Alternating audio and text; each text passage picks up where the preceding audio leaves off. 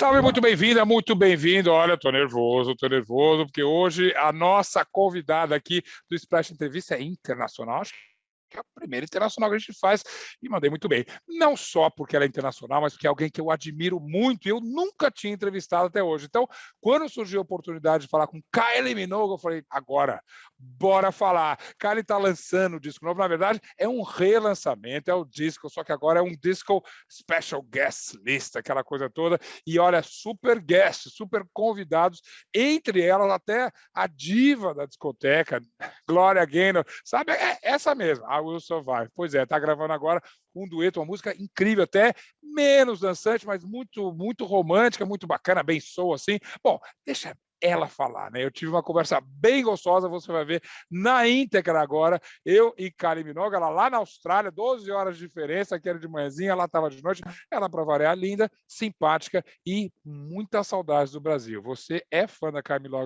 Minogue, eu tenho certeza que você vai adorar essa entrevista. Com vocês, Kylie Minogue. First of all, thank you for your time and thank you for this wonderful, let's call it a new album, because it made me listen to disco in a whole different way. Oh, and I think really? that was their Wow. intention, right? Wow, that's amazing to hear. Well, I've just thought today that doing the guest list edition is it's like putting the icing on the cake, or the decoration on the ice, because the album's done. To make an album at any point in time, much less through last year, you're constantly trying to find those singles and find what's going to make the whole album, but it's done. Disco lives, it's there. So the opportunity to invite some artists to have fun as extras has just been really lovely. And I don't have to explain the concept anymore, or it's all extra. Don't worry about that, because you really put up a really exciting guest list, and this goes from Dua Lipa to Basement Jaxx, and then Gloria Gaynor. I mean, I know, tell me about that. I'm still amazed. I'm amazed she, knows me, agreed to do it. It's Gloria Gaynor, and when you hear her voice come in the second verse, it's like, I would drop my knife and fork, just go, where did that voice come from? It's just so rich and amazing, and you just the experience and the gravitas that she has. It's just so cool. So I'm curious about, you mentioned her voice. Fiji. I mean, will we listen to the track and immediately recognize Gloria Gaynor's voice? Yeah. Is that strong? It's that strong, and it's so arresting, and I knew she was doing vocals. I anticipated I'm going to hear Gloria Gaynor on this, and even me, when I heard it, I went, whoa. One funny thing you said while you're mentioning Gloria Gaynor, you said, "Oh, does she know me? Does she know who I am?" Come on, Kylie, everybody knows who you are. No, look, I'm a bit, I don't know if it's just naive or I'm still 18 or something in my mind. But I would lean toward thinking someone doesn't know me, then they do know me. Right. So I was very, very touched. Yeah, well, I was mentioning that because you actually put up such a great guest list. And then I was wondering whether whenever you call somebody, say Dua Lipa or Basement Jaxx, say, "Hi, Kylie, would you work with me?" People would immediately say yes, wouldn't they?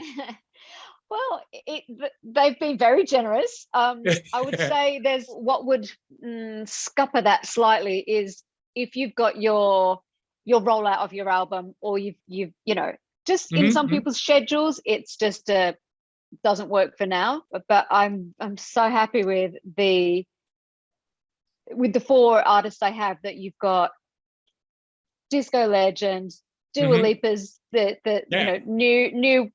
new one smashing it out of the park all over the world, gorgeous Jessie Ware, and adorable and amazing Ollie Alexander, aka Years and Years. Yeah, that's amazing. But all nice people.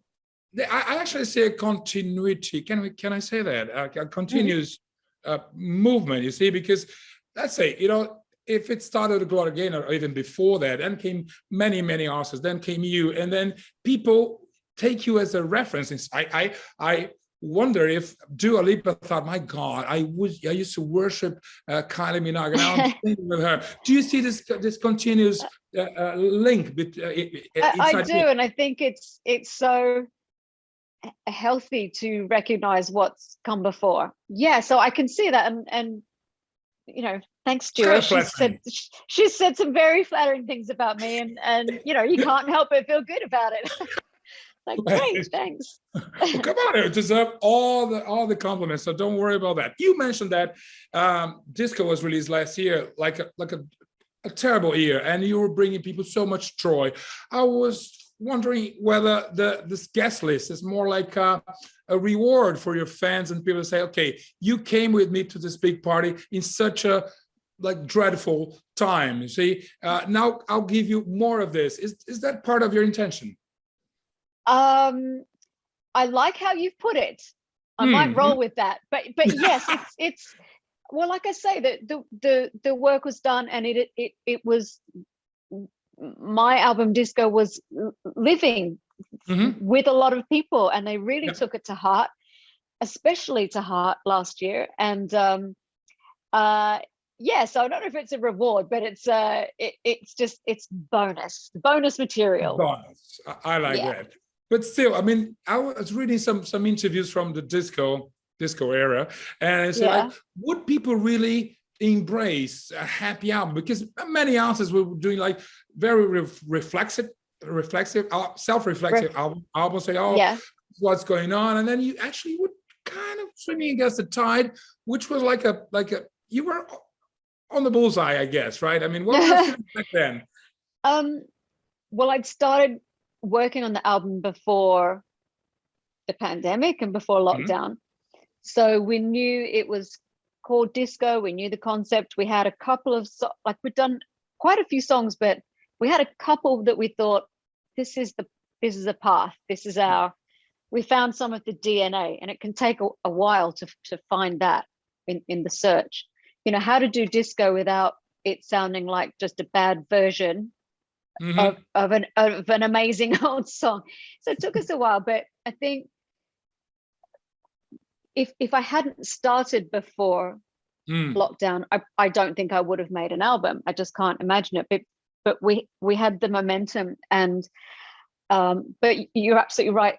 When it came to lockdown, and suddenly the world was a different place, I really did question, is this the right thing to do? Is this going to just seem insensitive or land badly? Or exactly, yeah. And I questioned it with my label and my team, and they came back saying people want music, and they want your music, and so that I guess I needed to hear that, and then I went for it, and I got my studio in my home.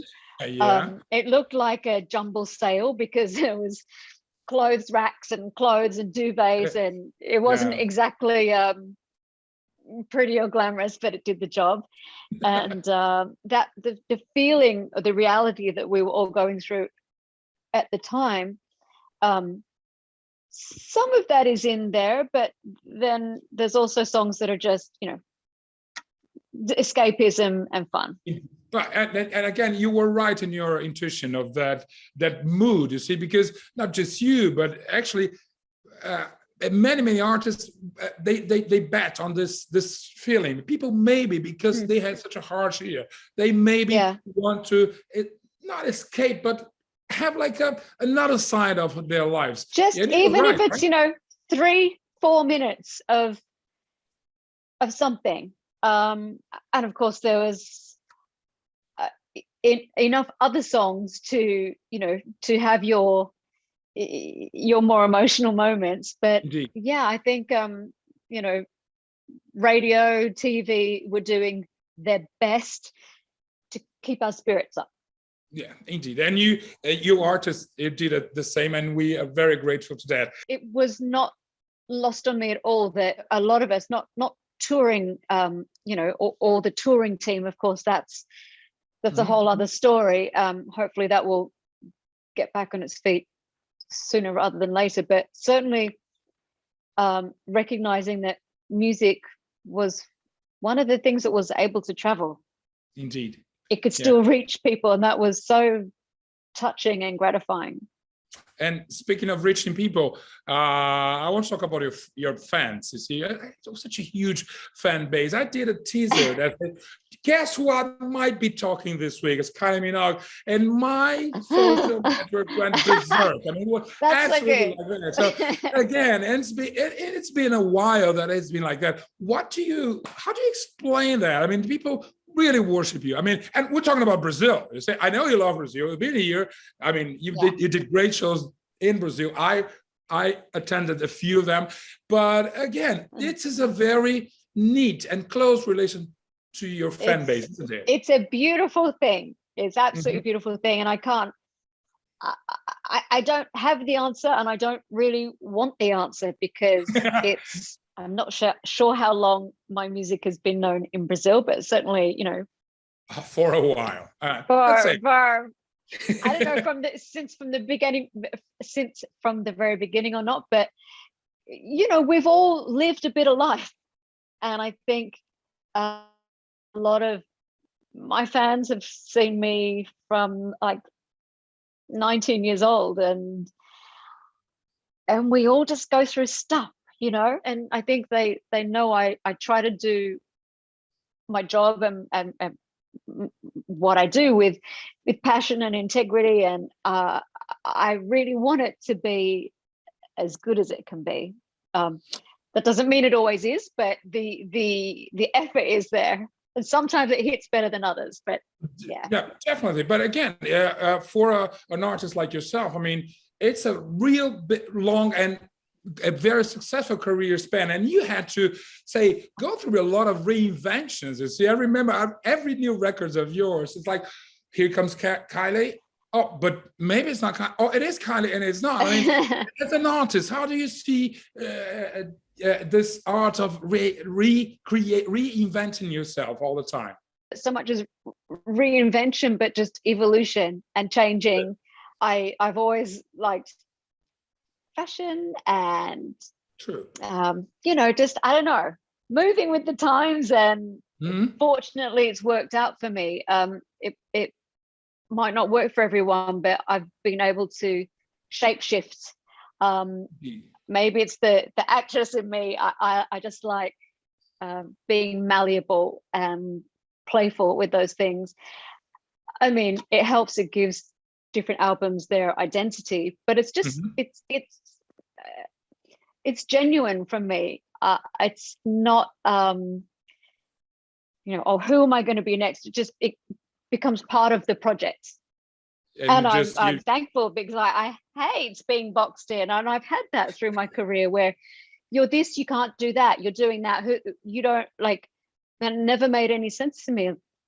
You should be able to express yourself and be, I don't know, reach your potential if you can. But again, what I find amazing is that, like, at such a stage, you could be really comfy saying, okay, I'm just going to release another album and that's it. I have a fan base and all. But you still want to push the envelope, don't you? Yes, I do. And I still get very, very energized by the idea of what's the next thing. And also the joy of using, like, it's taken me a long time to fill my toolbox with experience. And it could be that my career almost started upside down. I released one record and it was a big hit. And then how did I get there? I was there. I didn't do the traditional path of lots of live performances and pubs and gigs and all of that. So I kind of had to learn a lot on the job, which has made for more than enough embarrassments. And, you know, it's like, I'm just making some of this up as I go along, and really just trying to tread water and keep up. So I'm so grateful now that I have this little I call it a toolbox of experience. That's a nice image. And no one gives it to you. You have to earn it, and you have to, blood, sweat, tears, all of that stuff. You have to earn it. So I don't, there's definitely times where I go, that's it. I need a quiet life. I do think that sometimes, but then it doesn't last very long. So forget about it. But there's so much to do, and especially talking about connection with fans. I mean, that is priceless. It's such a beautiful thing. And again, it's not just about music, because your fan base. I mean, and I mentioned again the reaction in my social network. They say, tell her we pray for her, whatever she's doing, whatever she is. We pray for her. We're still with her. Again, and I want you not going to. That's so nice. Can you just tell me how important this is for you outside music? This support. I mean, you've been to ups and downs, and this is like happened to everybody. How important it is? Well, it's a slice of humanity. If I'm trying to think of it beyond music, we're just people. We're all just just going through every stage of life, and try to be good, try to be decent, try to live a full life. And I think, I don't know, I like people, most people. I like and good people. Good people. Though I have learned some lessons from not so good people, so that's you got to take from that what you will. But no, I think just you telling me those stories, it's really quite emotional. And I'm very grateful. Never doubt it. We're almost wrapping up. I have to ask one thing for you, and it's about, again, disco. This is such a great album, and the guest list even better. It demands a tour. I know. I can only imagine some of this stuff on stage. I mean, what a party that would be. I know, pandemic, everything. Your personal. I know. We just need a little bit of patience. What are the plans? I'm trying to be patient. I could barely even say the word. I'm trying to be patient, because I adore touring, and I love putting a show together, and when I'm doing a tour, I just care about the tour. I don't care about the bottom line. I want people to have the experience, and for it to mean something to them, and so yes, disco is basically crying for a tour, and as and when I can, trust me, I would. Yeah. I have to just wait. Yeah. We will definitely be waiting. One final word for your fans in Brazil, because I mean, artists say that about every country they talk to or they visit, but we can feel that you have something special about Brazil. Actually, your last live concert was in Brazil, right? My last live concert was in Sao Paulo in March 2020. That's a bit strong link.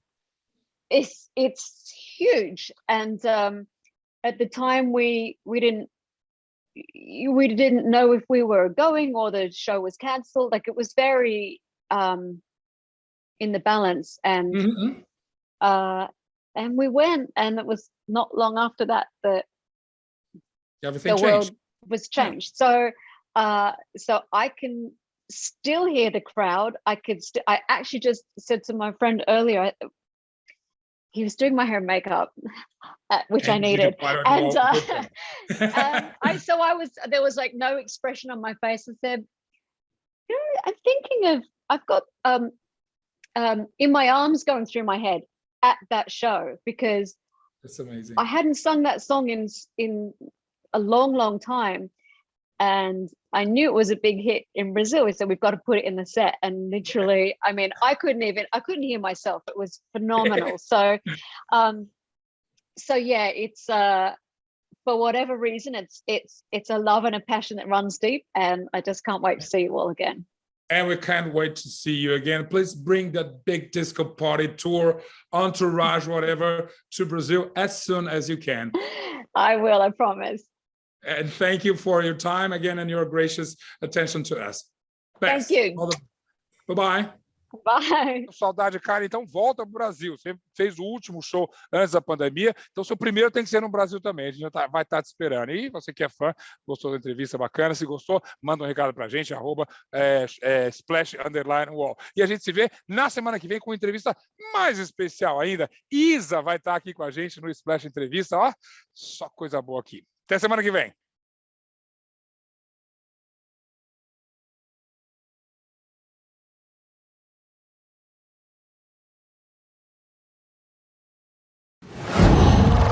Qual?